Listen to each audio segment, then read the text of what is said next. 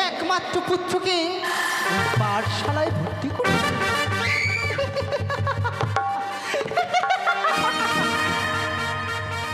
তুই কি ভেবেছিস চা তোর একমাত্র পুত্রকে তুই পড়াশোনা করাবি, পড়াশোনা করিয়ে তোর ওই রাজ সিংহাসনে বসা? তুই হয়তো ভুলে গেছিস তো আমি ত্রিনয়নী চতুর্ভুজা ভুজঙ্গ ধরণী অষ্টকোটি নাগের মাতা শিব নন্দিনী পদ্মাবতী।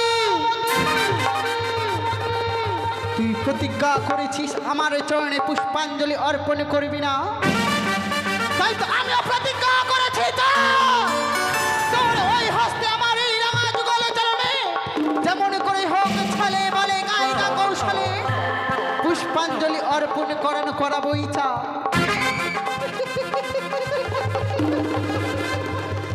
তোর সকল আশা আমি ভঙ্গ করে দেব। হ্যাঁ চা, তুই বড়ই না আনন্দিত রয়েছিস, তোর আনন্দ আমি নিরানন্দ করে দেব।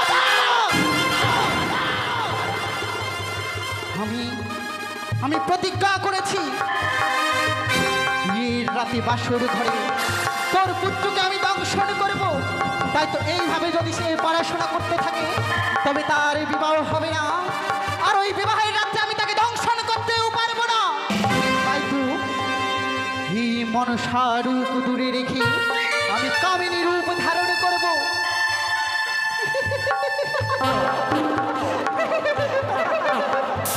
কামিনী রূপ ধারণ করে ছুটে যাব এই লক্ষ্মীন্দরের সম্মুখে, তার শরীরে আমি কামবাণ নিক্ষেপ করব। আর যখন কাম ভাব জেগে উঠবে তখন তখন হ্যাঁ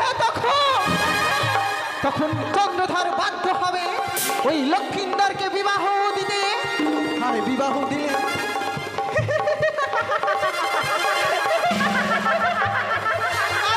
দিলে হবে আমার কার্য সিদ্ধ, হতে পারবো আমি বিশ্বমাঝারে বিশ্বপুরুষ।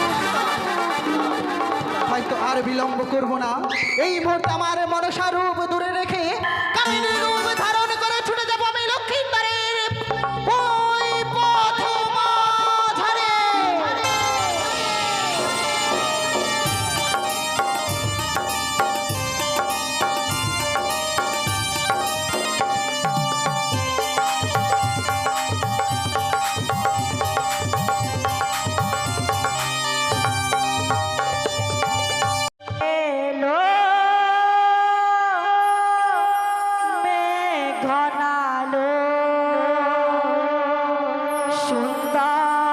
সুন্দর ফুল ফুটিল ওই আষাঢ়ি যারা সবাই এলো,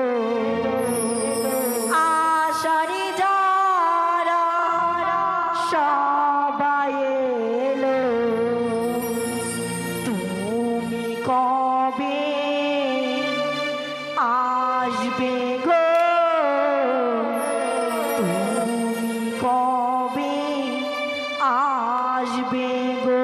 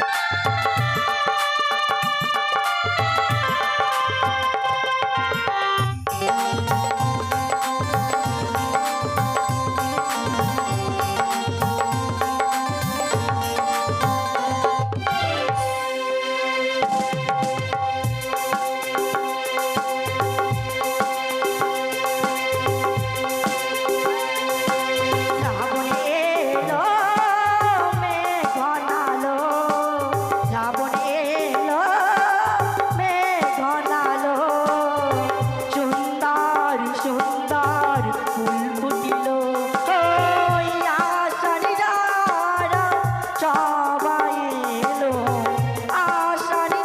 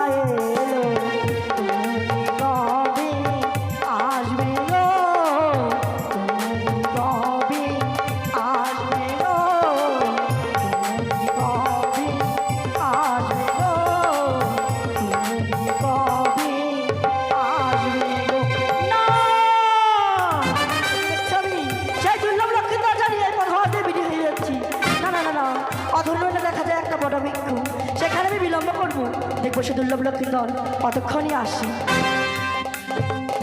সত্যি দাদু আমাকে বলে গিয়েছিল, দাদু আমাকে বলেছিল লক্ষিন্দর পাঠশালা ছুটি হওয়া মাত্র আমি তোমার পদপানি চেয়ে থাকবো, কিন্তু পাঠশালা ছুটি হয়েছে কিন্তু আমি দাদুকে তো কোথাও দেখতে পেলাম না।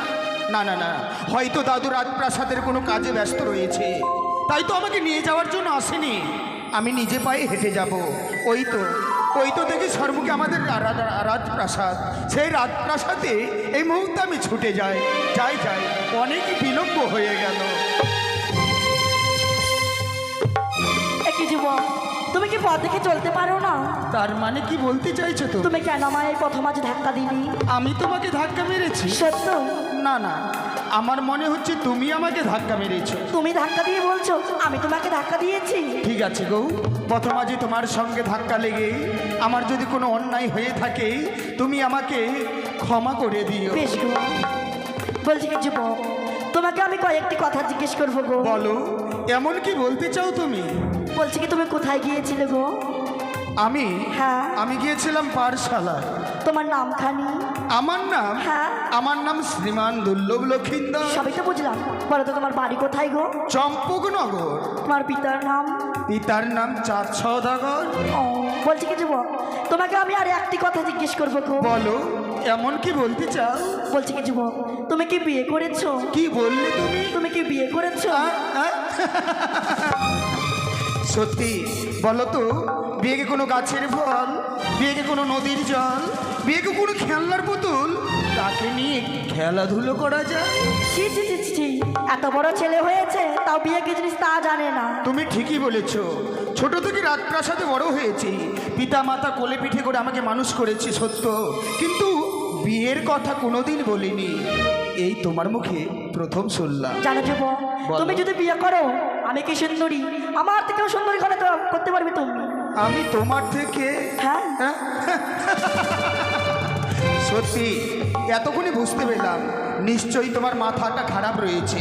আমার পথ থেকে সরে দাঁড়াও তো, অনেক বিলম্ব হয়ে গেল, আমাকে তুমি যেতে দাও। একই সে লক্ষ্মীন্দর রঙে কিন্তু কাম ভাবনি, তাই তো এই মুহূর্তে লক্ষ্মীন্দর রঙ আমি কাম নিক্ষেপ করলাম। না,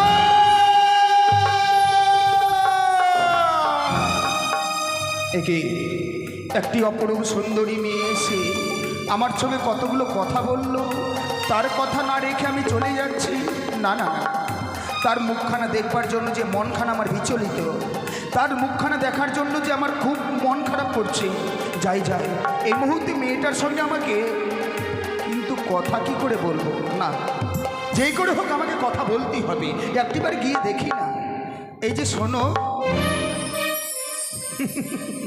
অভিমান করেছে, আর একবার গিয়ে দেখি। এই যে শোনো না, এত অভিমান। সত্যি সে এতক্ষণ ধরে আমার সঙ্গে কথা বলেছে, তার কথা রাখিনি বলে আমার উপরে বড্ড অভিমান করে ফেলেছে। আর একটিবার গিয়ে দেখি। এই যে শোনো না, তোমাকে বলছি, শুনছো? হ্যাঁ বলো। তোমাকে নিচু কেন ডাকলাম জানো? কেন? তোমার সঙ্গে কয়েকটি কথা বলবো বলে। বলো। কি সুন্দর যেন তোমার দুটি চোখ, তাই? কি সুন্দর যেন তোমার মুখখানা। হ্যাঁ। আজকের দিনে মনে হচ্ছে তুমি সামান্য মানব নও, মনে হচ্ছে পূর্বজন্মে কোনো পরীর সঙ্গে তোমার সাক্ষাৎ ছিল। তাই তো তোমার রূপ দেখে আমি যে পাগল হয়েছি গো। বলো তো, তোমার নামখানা কি? আমার নাম সোনা। সোনা? হ্যাঁ। সত্যি যেমনি তোমার নাম তেমনি তুমি দেখতে। তোমায় যদি আজকে আমি একটি কথা বলি, আমার কথা তুমি রাখবে? নিশ্চয়ই তোমার কথা রাখবো আমি। বলো। ও গো তোমারি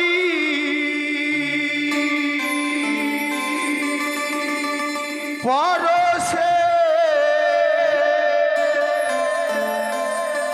জীবন আমার গো ধন্য হলো, তুমি যে আমার চির আশার আলো, তুমি যে আমার চির আশার আলো। সোনা কাছে এসো, এসো।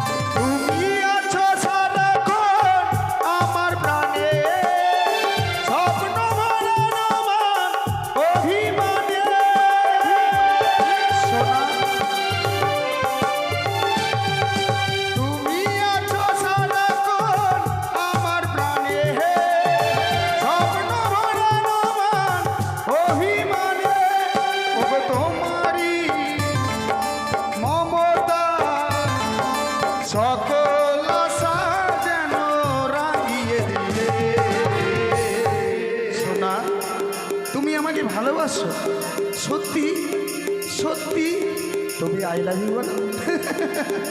তুমি যে আমার চির আশার আলো, তুমি যে আমার চির আশার আলো, ওগো তোমারই পরশে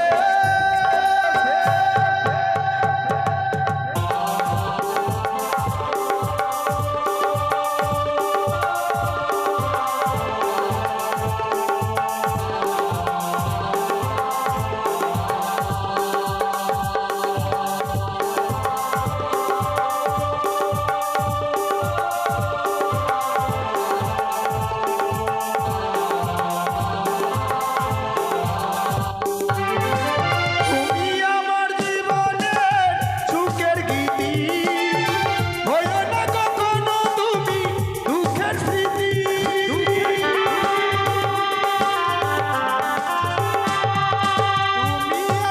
জীবনের সুখের গীতি, হয়ো না কখনো তুমি দুঃখের স্মৃতি, ওগো তোমারই মমতায় সকল সাজানো রাঙিয়ে দিলে। তুমি আমাকে ভালোবাসো, ভালোই যখন বাসো, তো আমাকে ছেড়ে তুমি দূরে দূরে থাকো কেন বলো তো? সত্যি ভালোবাসো? তবে আই লাভ ইউ বলো। তুমি যে আমার চির আশার আলো, তুমি যে আমার চির আশার আলো, ওগো তোমারই পরশে জীবন আমার গো ধন্য হলো। তুমি যে আমার চির আশার আলো, তুমি যে আমার চির আশার আলো।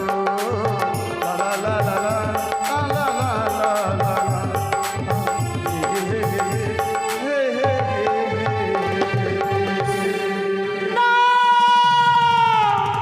এ কি করছি আমি?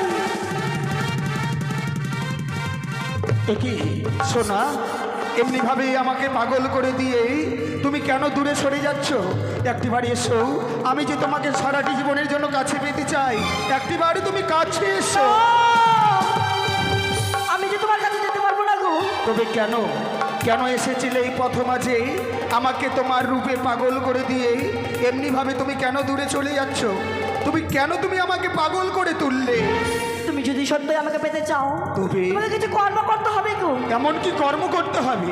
তোমাদের রয়েছে গোসা মন্দির, এই মুহূর্তে তুমি গোসা মন্দিরে গিয়ে প্রবেশ করো। গোসা মন্দিরে প্রবেশ করবার পর যে তোমাকে প্রথমে দেখতে আসবে তার সাথে তুমি 3 সন্তান করে আবদ্ধ হবে, তারপরে বিয়ের কথা বলবি। সে যদি তোমাকে বিয়ে দেয় তাহলে বেরোবে, আর না দিলে বেরোবে না কিন্তু। বেশ, ভেবেছিলাম আমি রাজপ্রাসাদে ফিরে যাব, তাই তোমাকে কাছে পাওয়ার জন্য আমাকে যখন গোসাঘরে প্রবেশ করতে হবে, এই মুহূর্তে বিলম্ব না করে তোমার কথা মতো তোমাকে কাছে পাওয়ার জন্য এই মুহূর্তে আমি গোসাঘরে প্রবেশ করলাম।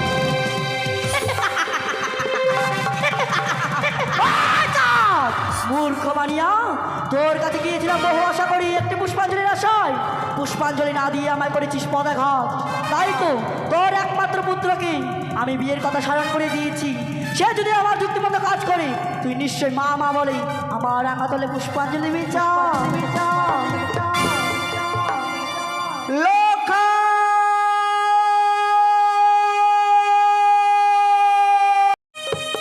আচ্ছা, লক্ষায় গিয়েছি আমি সকালে 10টার সময় স্কুলে, এখনো সে লক্ষায় ফিরে আসে না কেন? লক্ষায়, আমি না তোর জন্য কত সুন্দর করে বাটি ভরা দুধ রেখেছি। লক্ষা, তুই যখন স্কুলে গেলি আমায় বার বার করে মা মা বলে গেলে, মা আমার জন্য তুমি সুন্দর করে বাটি ভরা দুধ রাখবে। আমি যখন স্কুল থেকে বাড়ি ফিরে আসবো, আমাকে তুমি পেটে ভরে নিজে হাতে খাওয়াবে। ওরে লক্ষা,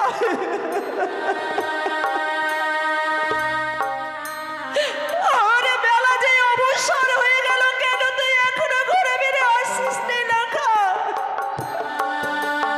লক্ষাই রে, আমি যে এক এক করে 6টি সন্তান হারিয়ে আমার যে বক্ষ বাজারগুলো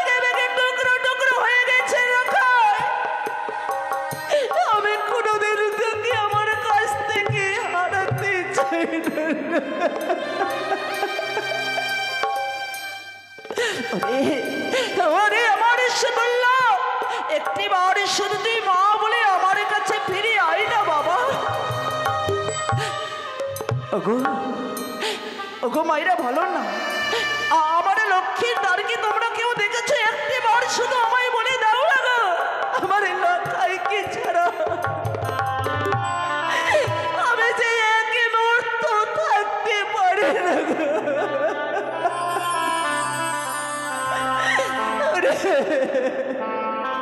একবারে শুধু মায়ের কাছে ফিরে আই না রে লক্ষ্মী।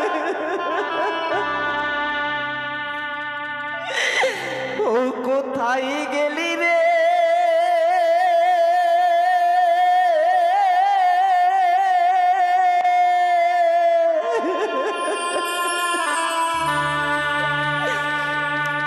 ইয়োরে বাহাবিলখা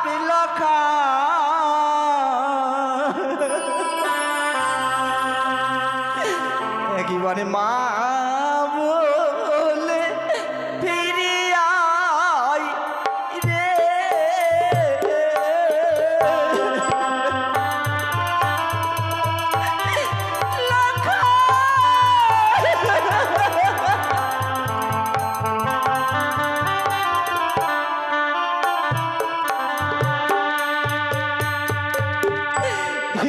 লখাই রে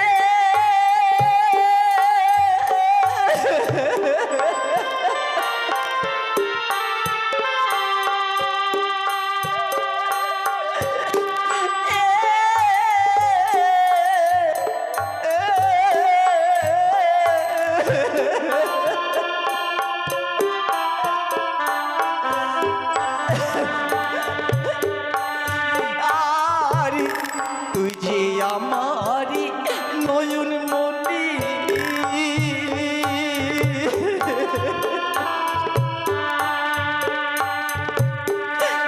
এলাকায় অঞ্চলের বিধিরে ওরে মা লখা মা বলে কলি আয় রে। লখাই রে আরে একেবারে শুধু মায়ের কাছে ফিরে আয় না রে লখা।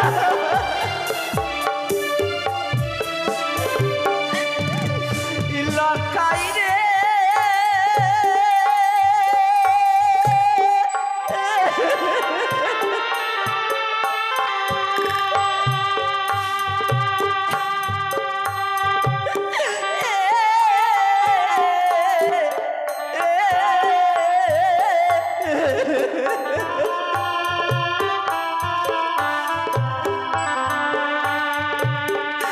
ইয়ারি কে ডাকিবে মা বলে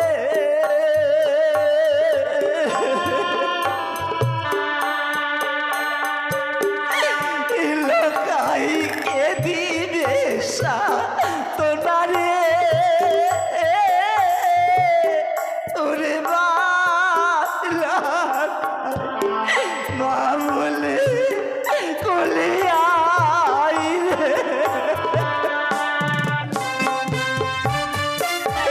লখাই রে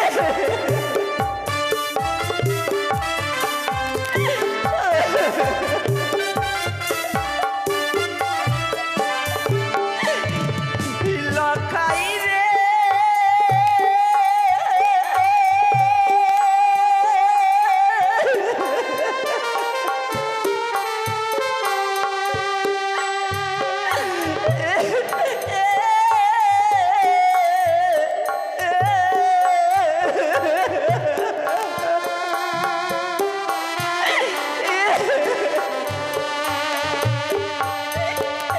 ওরে একই একই ছয় পুত্র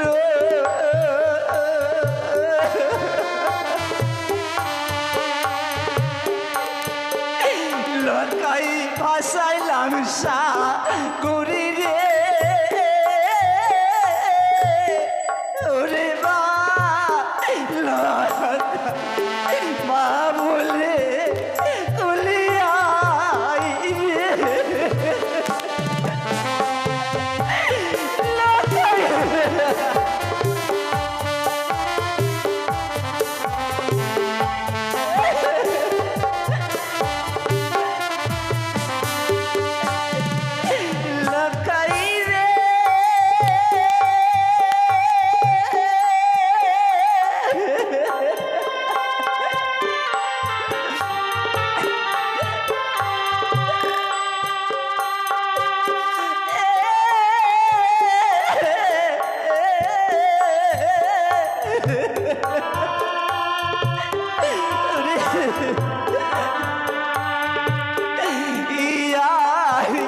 বাটি মোরা দুধের লঙ্কা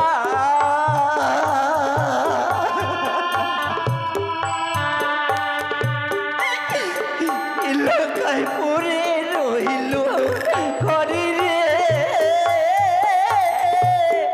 ওরে বাপ লাগা মা বলে বলে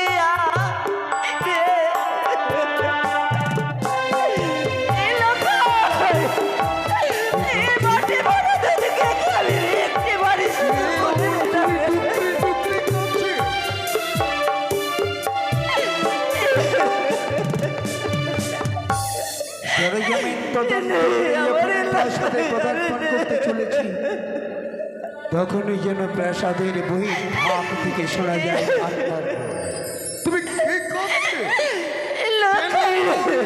প্রাসাদের ভেতরে এমনই টুকরে টুকরে কাঁদছে কণ্ঠস্বরটাও যেন আমি ঠিক অনুভব করতে পারছি না। না না না, আমাকে গিয়ে দেখতে হবে কে টুকরে কাঁদছে। কে গো? কে?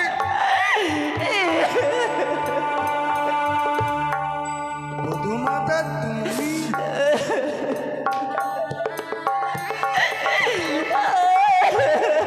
বধূমাতা, কি হয়েছে তোমার? কি হয়েছে মা? মন্ত্রী কাকা অমন করে তুমি আপনি এসেছেন। কি হয়েছে তোমার? আমার কি হয়েছে জানো? লখাইকে সকালে 10টার সময় স্কুলে নিয়ে গেছিলি। আমি লখাইয়ের জন্য শুধু পথে চেয়ে আছি সে লখাই স্কুল থেকে বাড়ি ফিরে আসবে। ওগো ওগো মন্ত্রী কাকু দেখুন না, আজকে বেলা যেন অবসান হয়ে গেছে। আমার যে প্রাণের দেখে লখাই যে এখনো আমার সে ঘরে ফিরে আসে রে।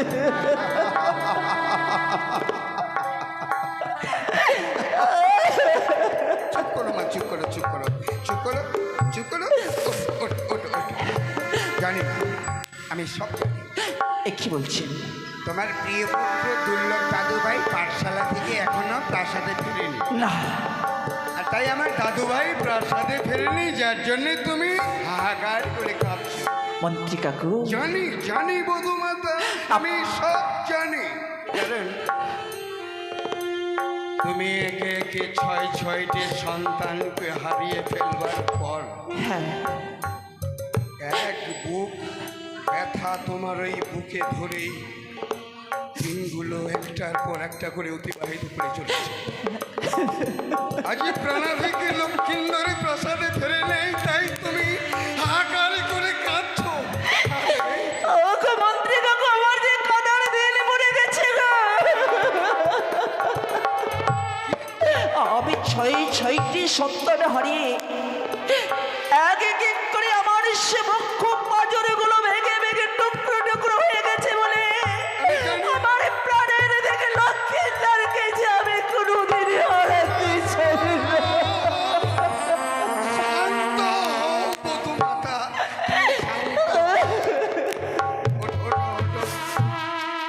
আমি তোমাকে কথা দিচ্ছি বধূমাতা, আমার দাদু ভাইকে পাঠশালা থেকে নিয়ে আমি প্রাসাদে ফিরে তোমার ওই শূন্য কোলকে পুনরায় পূর্ণ করে দেবো। আমি আমায় কথা দিলেন তো? তুমি একবার অবশ্য পারতে গ্রামের সমস্ত ছেলে মেয়ে যারা পাঠশালায় যায় তাদের বাড়িতে গিয়ে আমার দাদু ভাইয়ের কথা একবার জিজ্ঞাসাও করতে পারতে। মন্ত্রী কাকু, এই কথা বলছেন আপনি? আমার এই চম্পকি নগরে আমি সবারই দাঁড়িয়ে দাঁড়িয়ে গিয়ে জিজ্ঞেস করলাম, কি বলেছে তারা? সেগো আমার লক্ষ্মীদার কি তোমরা কেউ দেখেছো বলো না? কি বলেছে? তারা কি বলেছে জানো? কি? যখন সবাইকে আমি জিজ্ঞেস করি আমার লখাইয়ের কথা, সবাই যেন আমার কথা শুনে একদিকে মুখে ঘুরিয়ে নিল। লখাইয়ের জবাব আমায় কেউ দিতে পারল না গো। দাদু ভাই তাদেরকে জিজ্ঞাসা করলে তারা দাদু ভাইয়ের কোনো সন্ধান পাবে না না, কেউ আমার সন্ধান দিতে পারলো না লক্ষ্মীধারে। ভুলটা চরম আমি করে ফেলেছি বধূমাতা, আমার ভুলেই এরকম একটা ঘটনা ঘটে গেছে। আমি দাদু ভাইকে বলেছিলাম যে তোমাকে আমি পাঠশালায় নিতে আসবো, প্রাসাদেরই কোনো কাজে ব্যস্ত হয়ে যেতে আমি দাদুভাইকে নিতে যাইনি, তাই দাদুভাই প্রাসাদে ফিরছি। আমি আমি এই মুহূর্তে বেরিয়ে যাচ্ছি পাঠশালা থেকে, দাদুভাইকে নিয়ে তোমার কোলে আমি তুলে দেবো। মন্ত্রী কাকু, এই মুহূর্তে আপনি যাবেন আমার সে লক্ষ্মীনারকে নিয়ে আসতে, যেখান থেকে হোক না কেন আমার সে কোলে এনে দেবে। আর যদি লক্ষ্মীনারকে আমার সে রাজ চম্পকে নগরে যদি না এনে দিতে পারেন, তাহলে আমার এই জীবনটুকু আমি কি করবো জানো? কি করবে বধূমাতা? সামনে লক্ষ্মীনার আমার প্রাণের চেয়েও সবচেয়ে বড়। আমার লক্ষ্মীনারকে যদি আপনি ফিরিয়ে না আনতে পারেন, বধূমাতা, তাহলে আমার এই জীবনটুকু আমি গঙ্গার জলে বিসর্জন দেব।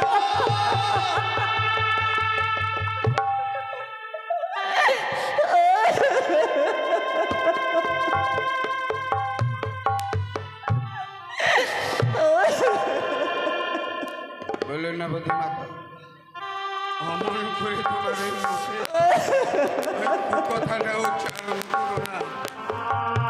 আমি আমি বেশ বুঝতে পারছি তোমার চোখের জলে কতটা ব্যথা। আমি তোমাকে মথা দিয়ে যাচ্ছি, তন্ন তন্ন করে খুঁজে আমার দাদু ভাইকে বের করে তোমার ওই শূন্য কোলকে পুনরায় আমি পূরণ করে দেব। আর তা যদি না পারি বধূমাতা, আমি তোমার সামনে দাঁড়িয়ে চিৎকার করে বলছি, দাদু ভাইকে না পেলে শূন্য হাতে আমি আর প্রাসাদে ফিরে আসবো না। মন্ত্রী কাকু,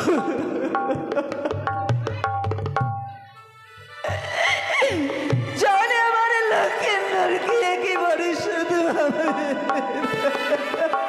এজন্য বধূমাতা, আমি এই মুহূর্তে তোমার চোখের এই জল মোছাবার জন্য হন্তদন্ত দাদু ভাই,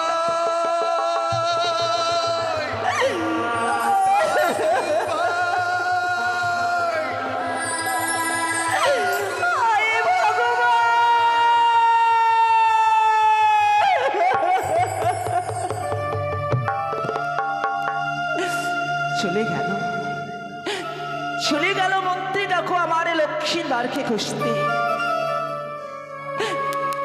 ওই যেন আমার সে ঠাকুর মন্দির, এই ঠাকুরের মন্দিরে গিয়ে আমি লক্ষ্মীনারের জন্য মাথা ঠুকিয়ে কাঁদবো। আমার এই প্রাণের দিকে লক্ষ্মীনার কুচা আমার এই বক্ষ বাজারে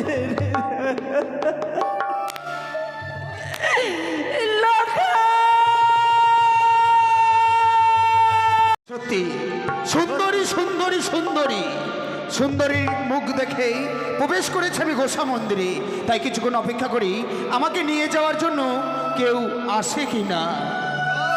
জয় গুরু জয়, গুরুদাঙ্গর দয়াল বারই সনাকার।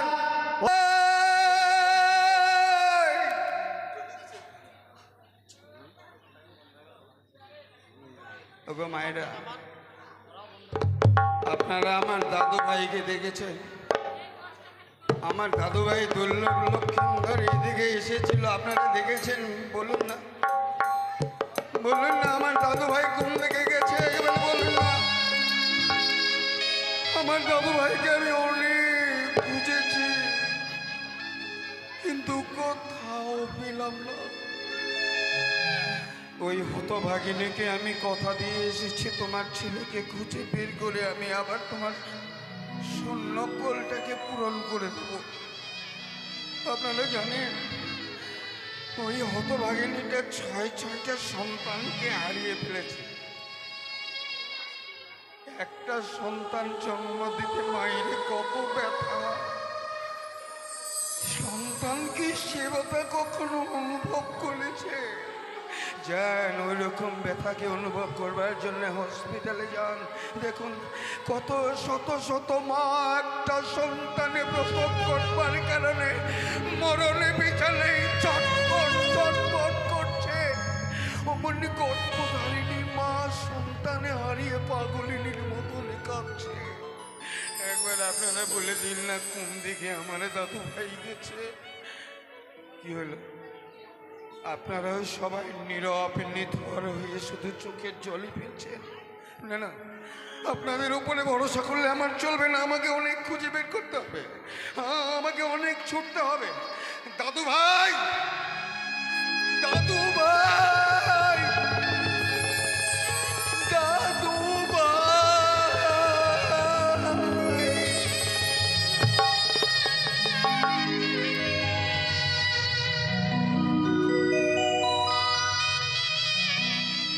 আমি কি দেখছি? চম্পকনগরের রাজপ্রাসাদের গোসাঘরের দরজা ভেতর থেকে বন্ধ কেন? এই গোসাঘরের মধ্যে তো কেউ প্রবেশ করে না। তাহলে এমন এত দুঃখ পড়ে গেছে যার জন্য ওই গোসাঘরের ভেতরে ঢুকে ভেতর থেকে দরজাটা বন্ধ করে দিয়েছে। না, না, আমাকে দেখতে হবে কে কোন কারণে ওই গোসাঘরের ভেতরে ঢুকেছে। এগো! আরে বাবা, গোসাঘরের মধ্যে কে প্রবেশ করেছো একেবারে বলো। এই তো মনে হচ্ছে মন্ত্রী দাদুর কণ্ঠস্বর। তবে কি দাদু এসেছে আমাকে নিয়ে যাওয়ার জন্য? না না না, আমাকে এক্ষুনি সাড়া দিতে হবে। কে? দাদু নাকি? আমার দাদু ভাইয়ের মতন কণ্ঠস্বর।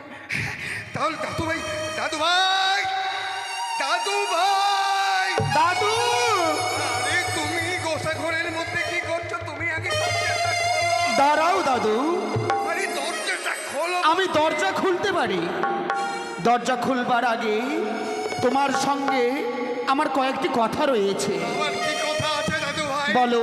গোসাঘর থেকে বের হওয়ার পর আমি তোমার কাছ থেকে যা চাইবো আমাকে তুমি তাই দেবে। আমি তোমাকে কথা দিচ্ছি, গোসাঘরের ভেতর থেকে বেরিয়ে তুমি আমার কাছে যা চাইবে আমি তোমাকে সব দেবো। তবে যদি তাই হয় কিছুক্ষণ অপেক্ষা করো, এই মুহূর্তে আমি গোসাঘরের দরজাখানা খুলে দিচ্ছি। দাদু,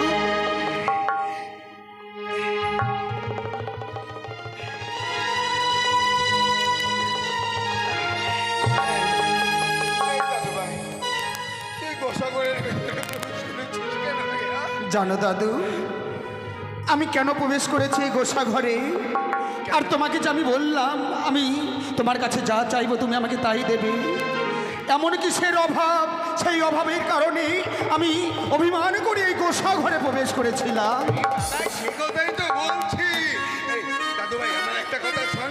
ওইদিকে না তোকে না পাবার কারণে তোর মা কাঁদতে কাঁদতে পাগলিনীর মতন হয়ে গেছে। চল আস্তে আস্তে হেঁটে তোর মায়ের কাছে যাই আর তোর সমস্ত কথাগুলো আমি শুনে নিচ্ছি। আয় আয় আয় আমার। আজি শোনো শোনো ও গো দাদু, ও গো দাদু, বলি যে তোমারে ওই আমি স্কুলেতে আর যাব না গো। ও গো দাদু, তুমি জানাবে পিতারে।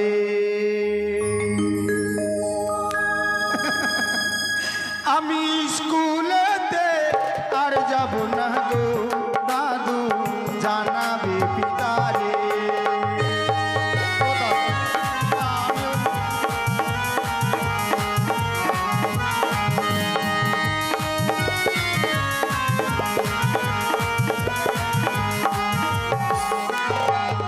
আবার স্কুলের লেখাপড়া ও গো দাদু ভালো যে লাগে না। লেখাপড়ায় ও গো দাদু আমার মন যে বসে না। ওই লেখাপড়ায় ও গো দাদু আমার মন যে বসে না। ও দাদু,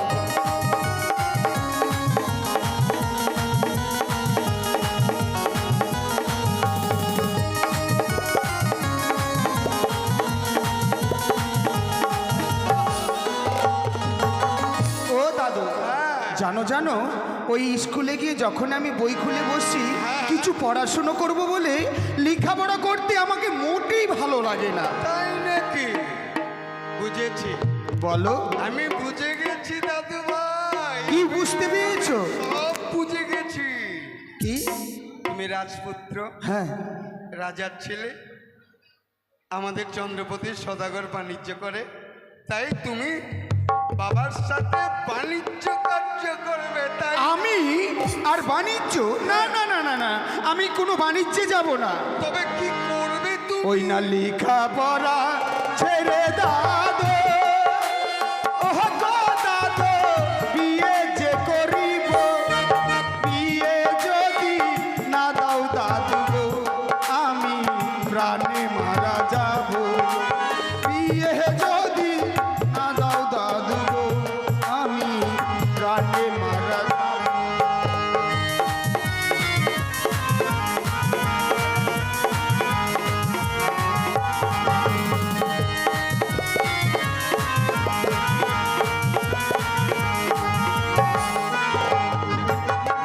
আমি বিয়ে করব, বিয়ে করব, বিয়ে করব।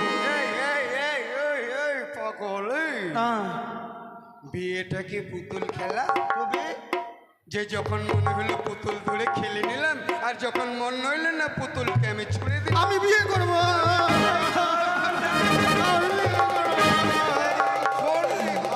আমি বিয়ে করব। আরে আমার কথা শোন, আমার কথা শোন। কি হলো?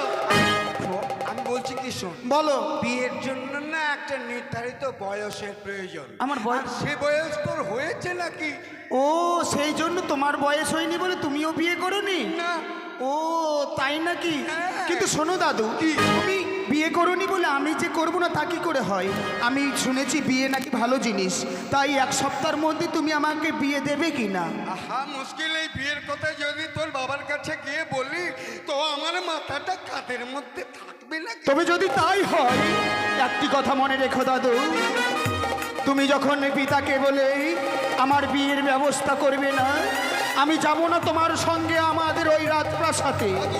যে দেখো সম্মুখে রয়েছে একটি নদী, সেই নদীতে গিয়ে আমার এই সুন্দর প্রাণখানা আমি এক্ষুনি বিসর্জন দেব।